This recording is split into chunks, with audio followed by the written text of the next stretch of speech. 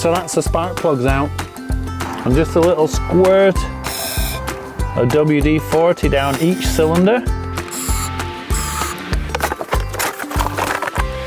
And that's the driver's side wheel arch liner removed. And I'm just going to reach in here and turn the crank.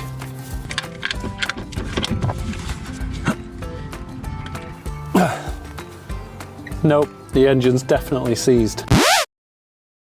Nope, the engine's definitely seized. Now those aren't words that you normally say when you first inspect your new project car, so I think I've got a bit of explaining to do. Roll the tape. Hi, it's Phil here from Revive My Ride, and it's a good day because it's new project car day. And this time it's something just a little bit different for me because it's a water flood damaged car. And I know you're probably thinking it sounds a bit risky because it's probably got a water flood damaged engine, and you're right. But although it is higher risk, it's potentially higher reward too. And at this stage, regular viewers will be going, what? I thought you already had an M135i, and they'd be right. In fact, there it is, hiding in the background over there. But it's a very different animal to this one, and let me explain. So this is the car that I fixed up last year, and it's what I class as the more traditional M135i. And I say that because this car is fitted with the BMW 3-litre straight 6 turbo engine. An engine which up till now was synonymous with the M135i because it's had it since its launch. And it's an engine which is fast approaching iconic status for its tunability, even if they are known to suffer from the odd reliability issue. And as standard, these engines produce about 300 horsepower, which the car then attempts to put onto the road through rear-wheel drive only. Great in the dry, but in the wet conditions it can be a little bit tricky, believe me. And this particular car comes with a manual transmission. And I'm not even sure if it's an option anymore on the latest cars. Certainly BMW isn't selling very many of them anymore. Now let's compare all of this stuff to the 2022 M135i X Drive, which I just bought. And I think you'll understand why I'm saying these are two very different cars. And this much newer 2022 car comes with the B48 engine, which is a 2-litre 4-cylinder, and you've probably noticed it's a trans-mounted engine. You'll have to excuse the mess under here. This is what it was like when it came to me. And clearly someone's been trying to work out what's wrong with it and see if they can fix it. Now this engine may seem like a step down from the previous 3-litre turbo, but it depends on how you look at it. So this smaller capacity engine still produces just over 300 horsepower, so very similar to the 3-litre turbo engine. Although I do accept that the other engine probably has much better tunability if that's the sort of thing that you're into. But due to its smaller capacity, it's going to be more economical. And also it's a much more compact engine bay here, which gives more room inside the cabin. And as I mentioned earlier, the M135 F40 is X Drive, which means it's 4-wheel drive, but it also has an electronic differential on the front. And this means that traction in pretty much all weather conditions is never going to be a problem, which some people will say means less excitement, but it also means you'll be able to use more of the power more of the time. And if we compare that to my rear-wheel drive 2015 M135i, it doesn't even come with a limited slip diff at the back as standard.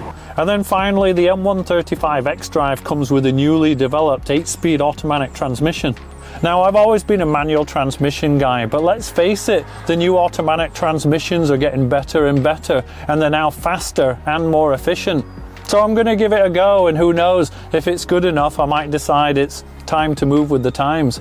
But it's actually the interior of the car that's been massively improved over the previous M135i. The seats are much nicer, the fit of the interior panels is much better. BMW are now using higher quality plastics and fittings, and the design has lots of nice little touches inside it as well.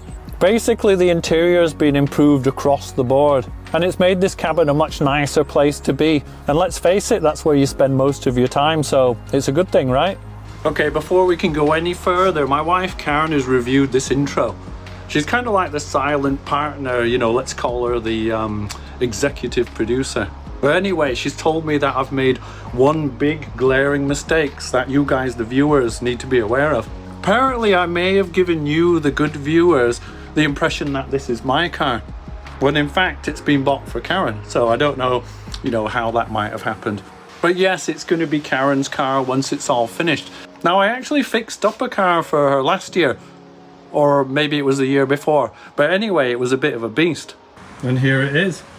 And as you can see, it's a Mercedes E-Class convertible. It's far from being a base model. It's an E350D 4MATIC, and it has AMG body styling and 20-inch wheels.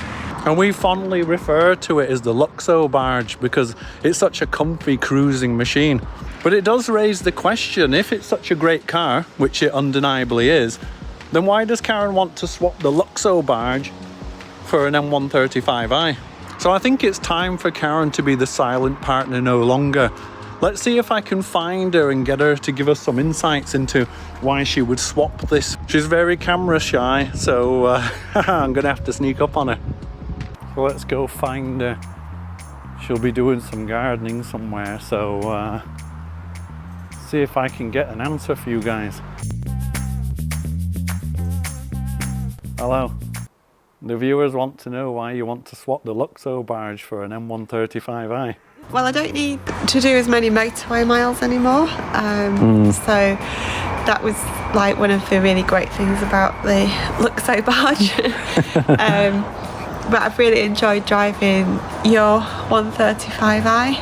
So obviously I know that this is a different car. It's not got the straight six that yours has got, but hopefully it's going to have better MPG and not too dissimilar performance. And then also it's the four-wheel drive and automatic, so you can argue it's better than yours. Oh, maybe. Okay, right, let's see. And actually Karen's raised a really important point that I wanted to raise anyway, which is there's a lot of noise now that the new M135i is a four-pot, because of course these straight sixes were so popular for so long, and now there's a huge debate on forums and in car clubs, is the new car actually better than the old one or not? And so once both of these cars are up and running, then that's something that we'll seek to address. I was thinking about a 1/4 mile run between the two, a bit of a blast, you know, a bit of fun down some back roads and things like that, and just see if I can answer that question. Okay, let's get started. So I'm sure I've mentioned that the BMW 1 Series F40 has a trans-mounted engine, and I'm only mentioning it because it's important, because what it means is the transmission sits here instead of behind the engine, which you'd be on the normal rear-wheel drive M135s that we were talking about earlier. So transmission's here, and of course this one's the four-wheel drive, so there will be a prop shaft to the back. It makes it quite complicated because you have some kind of transfer box because you're trying to feed all of the wheels. But anyway, here the airbox, that's gone. I've removed it already. The battery was there, that's gone. But I'm going to start with a little bit of tidying up, because you can see here that we've just got the coil pack sitting here. And these were removed before I even came to the car. So I'm going to disconnect these and take them away because they're expensive and I don't want them to get damaged. And I don't know if it's important or not, but I'm going to make sure I number them, because I honestly don't know if these are coded to a cylinder. Seems like everything is coded on modern cars these days. Don't know if it really is cylinder 1 on the left, but that's what I'm going to call it, and as long as I put them back again the same, that's not a problem. I've just got a permanent pen. 1, 2, 3, 4. Electrical connections on these should be easy enough to disconnect. Let's have a look. Do we just push it? A lot of these days, you slide them out slightly, and then that allows you then to have the leverage to squeeze. Oh, there we go, yeah, okay. So these are quite simple. And then just to make sure I know where the electrical connectors go, I like to number them up with masking tape and then write them in a book. So that'll be a lot easier on the rebuild later. Okay, so that's a lot better. Now next up we've got this bit of trim to come out, because it'll give much better access to the engine. And there's just a few bolts scattered around that holds this in. So just going to get those undone.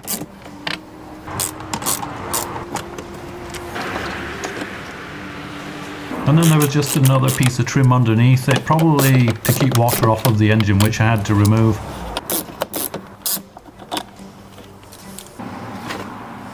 Next up I'm going to access this to start making some of the disconnections of the electricals. But first, this one here, that just needs to unscrew from the positive side of the battery terminal. Like this. Put that nut back on there. And that's just to allow this to lift off of here and move off to one side. Just going to take this lid off because there's some disconnections that I want to make. Little Torx screw here at this end. And I must say I like this design because if I disconnect all of these, then the majority of the electrical connectors just come out with the engine. And then that's what we were trying to get to here. So the next thing is undoing this electrical connector. So just a little squeeze, and sometimes they don't want to squeeze, so I give them a little helping hand with these. There we go, just like that. And then basically all of these underneath are all the wiring harness connections from everything on the engine, and they're all going into this junction box. So each one of these plugs needs to come out, so it looks like there's 6 of them. And I'm going to take a picture because I want to make sure they all go back in the right places. And actually they're all color coded, so that photo should help me get it back, you know, get them all back in the right place again. So there's a little tab to push on the back of each one of these connectors. I'm going to start with the one that I can get to easily. And once you push the button, you can get this lever to go back like that, and then effectively it'll eject this electrical connection. I'll probably be able to get to these buttons with my fingers now. I'll tell you what, screwdriver is still easiest. Some of these smaller connections, the cables come over the top and they're making it awkward. So I'm going to start undoing a few of those. Obviously I'm labeling them as normal. And that's one of them. Alright, can get back to these again.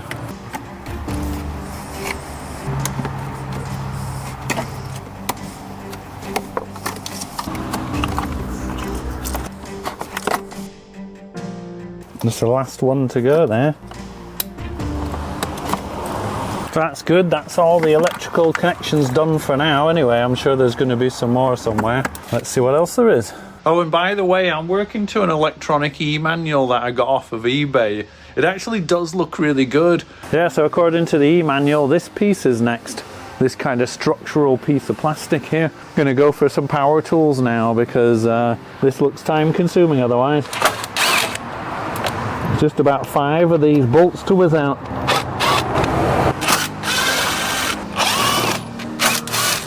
I felt the bumper get really loose then. So clearly this is one of the key things that holds the top of the bumper. Just going to lift that out, hopefully. Hidden screws. Hate it when that happens.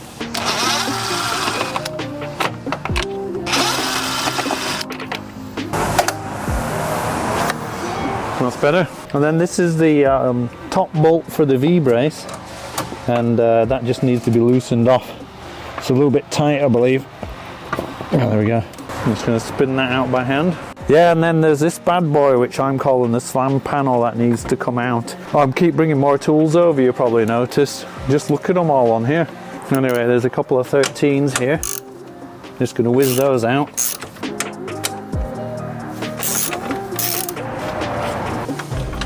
This one here is a 10. It's the same at the other side. So this just lifts out, but then there's cables for the bonnet release. One of them's popped loose already. Yeah, there's a few clips actually. I'm just going to pop those loose. Right, okay. So I'm hoping this comes out now. There we go. Now we just have this little radiator seal to pry out. There we go. This pops off of there. And then there's just this front seal where the I assume it's a condenser for the air con here along the front, and maybe an oil cooler too. So I'll just slide that out, just presses in. So when you do a water flood car repair, then there's bound to be some collateral damage, you know, just some things that you couldn't anticipate. And that's why people are really scared about working on flood damaged cars and buying them as a project, because it's really hard to budget for it. So I found the first thing, which is an extra bit of damage on this car. It won't be the last, so let's have a look at it and I'll show you what I found. Okay, so let's have a look. So can you see this here? Well, you can probably see that it's really bent like a banana, and pretty sure that that's the air conditioning condenser. Now the next one along, there's actually a part number here which I looked up. This is the automatic transmission cooler. And then here, I imagine this is just the normal water radiator for the engine. So this one that's bent, hopefully it's okay, but maybe I'll need to replace that. So that's just an example of some of the costs that can run up. And then I just looked over here. Now this is the coolant for the engine, and there's no way that should be that low. So we just mentioned that the radiator itself is sat here. Now what I think's happened is water's come in the front, because remember this is a water flood damaged car, and then these radiators would have had a lot of resistance to water. Obviously air just goes straight through them, but you can imagine like a wave of water hitting those, and I think the force of it has bent that, and then it might have had a knock-on effect and damage some other things. I'm going to come back to what I was doing here with the radiator packs later, because increasingly I want to see what's going on behind here, which means getting this bumper off. So I've skipped ahead to somewhere else in my technical manual about removing this bumper, and the first thing it says to do is to remove this weather strip here. And I removed a bumper on my other BMW M135i, and once you get this weather strip off, which just peels off, then quite a lot of the bolts that hold this on are along the top. Of course there's others elsewhere, so I'll get that out first. And I've already got the wheel arch off of the other side for when I was messing with the crank, but I'm going to get this side off as well. Technically you only need to partially loosen it and then peel this wheel arch liner back, but I just find it easier just to take the whole thing out. Or you could just take the front end off, you know, and move it out of the way.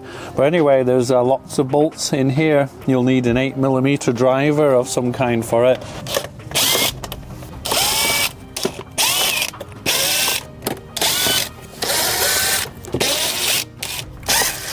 So as I mentioned, with most of the ones at the front taken out, then you can peel back this wheel arch liner. It just tucks behind the bumper and around the top of the arch, so you just kind of pull it out from behind there. There you go. And then just under this bottom edge there's another two 8mm bolts. Make that 3. There's one a bit further along. That's a little bit harder to see. Always forget about that one. Okay, and then there's just these 3 trim fasteners here. And the technique on these is to use a pin punch and just punch the middles through. If you find the middle bit again, you can reuse them again, but often they go missing. So we'll see if we can find them once we have this wheel arch trim off. And then we just need to lever those out. And sometimes what I do is I just use a razor blade to get under the near edge, and I just kind of get them started. And then once they're started, you can get a trim tool under the edge and then just pop them out. There's always an awkward one. Let's go back to this, come back to it later. Now sometimes if they won't come out, it's because maybe the center bit hasn't been punched fully through. Let's see. Yeah, there we go, we got it. And then just in the middle here, there's just one more trim fastener that you have to get to. And it's a bit awkward to get to this one because it's behind the strut and everything else, but I'm just going to get my trim tool behind. Oh, it wasn't too bad, was it? That's what it looks like. Now it should be possible to wrestle this wheel arch liner out of here. You find actually the bit that's grabbing is normally here, just where it meets the front wing, or the front fender. Yeah, front fender. There we go. And then inside this same wheel arch, we just got a few things to loosen off. So the trim tool will do this job first. And then there's this bracket here that holds the front bumper to the front wing. So these are a little bit awkward. They're 8mm, and I've got a little universal joint on just because it's hard to get in straight at them. But then the universal joint makes it awkward in its own way. It's a patience game. I can't even see this one back here if you're wondering why I'm fumbling so much. There we go. And you can see that's all loose now, and we might have to pop that free later, but we'll come back to it. So I'm just going to the other side now, to the driver's side, and I've already taken the wheel arch liner off over here. And here we've just got an electrical connection that's mounted to the inside of the bumper. So I'm just going to use my trim tool to get behind that back edge and just pop that loose. And then it might be hard to see, but there's a little cable tie here which runs to this, and this is your outside temperature sender. So I'm just going to pop this cable tie loose, just like that. And then just here, I'm just going to pop that electrical connection off. There we go. Now there's actually another one of these little cable tidies further in, but I can't get to it at the moment for this, which this is the pump and it's the water washer bottle here. But once we drop the bumper down a little bit, then we'll be able to reach in to do that. And then here we've got that same bracket that we did on the other side, which holds the bumper to the front wing or the front fender. So I probably should have done this earlier already, but I'm going to get the engine under tray off at this point because I know it needs to come off. Not just for the bumper coming off, but also for this engine removal we're doing. So if I start at the left hand side here.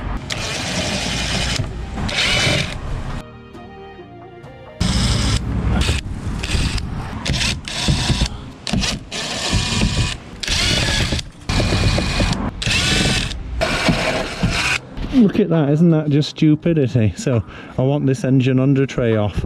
This brace thing, whatever the hell it is blocking one of the screws. And there's space at the back for this screw to go in instead of there.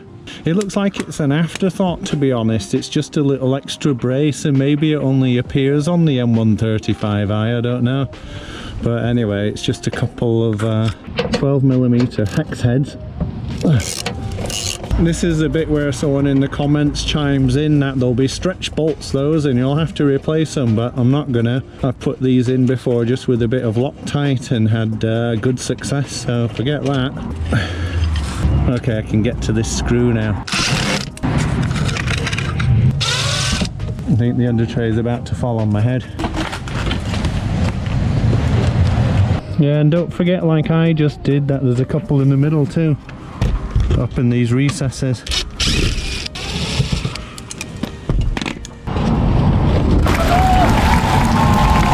We've just got a few bolts along the top and then we'll be ready to get that bumper off. But I have a top tip for you. If you loosen that, then you're going to have potentially some extra connections somewhere. It depends on if you've got driving aids on your car. Like for example, this one's got parking sensors at the front. There's all sorts that they stick on these cars. Now when you loosen that, there's also the risk of it falling and face planting down onto the hard ground, and it'll scratch up your bumper and you'll cry for a week. So here's my top tip. Remember those wheels that we took off earlier?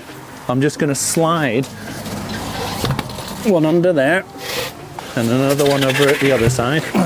And now you just need a curtain or a sheet of some kind. Throw that on there, and then because I'm a cautious sort of guy, I've got an extra sheet as well. So doing what I can to protect against the unexpected. Now we're finally ready to get these screws out across the top. So it's one of the Torx. Can't be bothered looking to see which one. And then it's always a lot of jimmying this thing along. So let's get it off at the front first. There's some little clips at the top. So this piece here is loose from the work we did previously. And now the bumper's unclipped from it here. You can see these little clips. Then it's possible just to lift this out. There we go. So with those two latches undone there, this can stay in place. It's just a case of wiggling it forward a little bit. It's all loose on this side now, it's just over here. I'm just getting my platform ready, because like I say, there might be some electrical connections still to undo. And there are, so I mentioned these parking distance sensors. They all connect round on the driver's side wheel arch, so let's have another look at it. So remember me saying that there was just a cable tidy back behind here, and I said we couldn't get to it. You can just see it back there. And that's one of the things that's holding the bumper on still. So now we got a bit of a gap here, we can reach in and undo that. Just there, that's the one I want to pop loose. But I'm going to put the camera down now because I don't want the bumper to fall off, but you can see what I'm trying to do hopefully. Okay, I've got it. I just need to reach in there and figure out how to disconnect that. There we go. So that was a much trickier job than I thought it was going to be. I've been at it for hours, but I feel a lot better now that bumper's off. And I've done one engine removal before, and I took all the front of the car off, and it just really helped having that extra space. You know, made it easier to lift out the engine, especially when it's going to be coming out with the transmission. So I'm going to take the bumper in the house and wrap it up to keep it safe, and then we can get back on with the job. So I think from work I did on my last one series that lots of this stuff will be loose. So anything I can take away, oh yeah, see that's loose, can just go put that in the boot of the car. So let's come back to this. So this is the air con condenser. I don't really mind if it looks a little bit bent as long as it still works, because you never really see it under here. Now the way to check if this still works and it's not broken or got a big leak on it is there still gas in the air con system? Because if there is, then it means it's probably okay, because this car has been sat around for months, so if there's a crack or something, the gas would be long gone. So what I was told by a friendly air con guy I was chatting to the other day is the small pipes on an air con system have liquid, so that's liquid that hasn't even turned into a gas yet. You want to avoid touching that. The bigger pipe is the gas side of the system, and as you can see there's two ports. So what I'm proposing doing is just taking the cap off of the port on the gas side. It's like a little tire valve really underneath. There's a little peg you can push down in there, and it'll let a little bit of gas out if there is some in there, so that's a good way of testing the system. They also said it can come out incredibly cold, and because my hand's going to be above it, that gas will go straight onto my hands. And extreme cases it's like frostbite, so I don't want any of that. So I'm not taking any chances. I've got my welding gloves on, and I'll just reach in and I'll just press that peg. So as you heard, there's gas in that. So that's good news, because even though it all looks bent and out of shape, it means that this is still holding gas. So I don't think I'm going to bother replacing that unit. Goodness knows I've got enough other costs, so one less thing to worry about. I'm just going to drain down the rest of the gas, because the compressor and quite a lot of the air con pipes need to come out with the engine. Okay, back on track, and there's all sorts to disconnect. This is the main plug for the fan. So because this radiator pack's going to come out, then we need to disconnect the electrical connection to that. And then this electrical cable has a few connectors on the bottom of it, which holds it to the rad pack. So you just have to work your way along, because this cable's going to stay with the car. Yeah, well, didn't want to come out that one. You get that sometimes. Don't want them all pulling out like that. So I'm going to go for a different approach. There we go. I'm just going to put that off to one side for now. And then there's just a few little coolant lines that clip onto the back of the rad pack as well. So just need to kind of start unclipping those. So this is definitely a radiator hose, and I'm used to kind of squeezing them and feeling the water inside them, and that feels empty to me. So I don't know what's going on, but it seems like it's lost all its coolant, and I haven't drained it down yet. So maybe there's a problem. We'll find it out in time, because like I say, this whole pack's going to come out, and so we'll be able to look at it. But it could be the radiator's damaged or one of the pipes. So these fasteners here hold the electric fan to the back of the rad pack, I believe. The next step is to undo these. And kind of a funny fitting, aren't they? And then one on the left. There's a little bit of blue. There's a little bit of blue Loctite on these screws, so I'll take a note in my notes that I'm writing. I'll put a little bit more on those when I refit them again. So in theory, this fan cowling just slides up now. There's just two little tabs. Yeah, it's on the back. But these hoses are kind of in the way, so it's a bit awkward. But apparently this does come out. So I had to disconnect a few more hoses over here. This should lift out.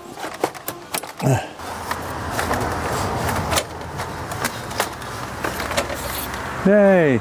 In the next video I get the Porsche 914 out of the garage and the Beamer into it, because I realise I need the use of the ramps to get that engine out. And at that point I suspect that the repair on the water flooded M135i is going to start to get complicated, and to be honest I can't wait, because this is exactly the sort of project that I've been really wanting to get my teeth into for a while now. Now if you've made it this far in the video and you're still watching, then hopefully it means that you're enjoying it, and if so, then why not give me a subscribe? The new video will be coming out soon, and hopefully I'll see you there. Thanks for watching, I really appreciate it. See you next time.